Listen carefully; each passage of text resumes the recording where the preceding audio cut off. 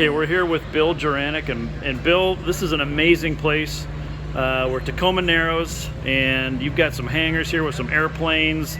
My parents are neighbors of yours, so yeah, why don't you show us this first hangar and what you got? All right. Well, this is the latest project. It's a 1930 Monocoupe, so it's 92 years old.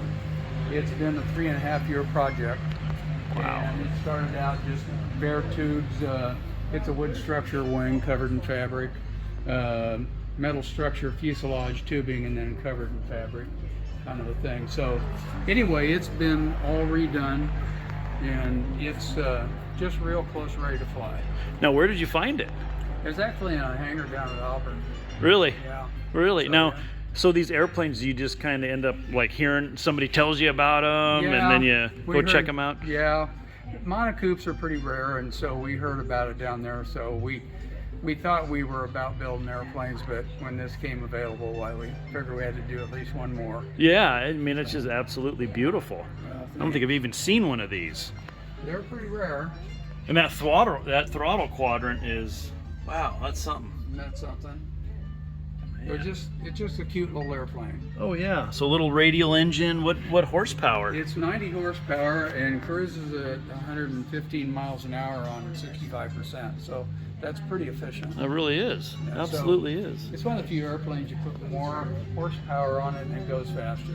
Usually it'll just perform better, climb better, that kind of thing. Mm-hmm. But with these, they were going faster. They were actually racing them in the 30s.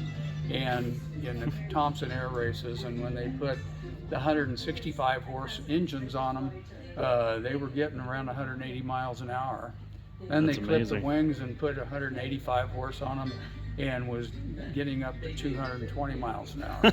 That's incredible. So this kind of a little airplane that's pretty amazing. It really is. It really is. Any idea of how many of these they produced? You know, I don't. Maybe Bob Johnson would know, but I don't know off the top of my head. It wasn't a lot. You know, there was in Moline, Illinois, and then they moved to St. Louis, and then I think it was down in Florida somewhere, and they built a few of them. But they weren't mass produced because in the time in the 30s and such was right after the crash. You know, Yeah. So everything was having a hard time getting. Right. Yeah, really interesting.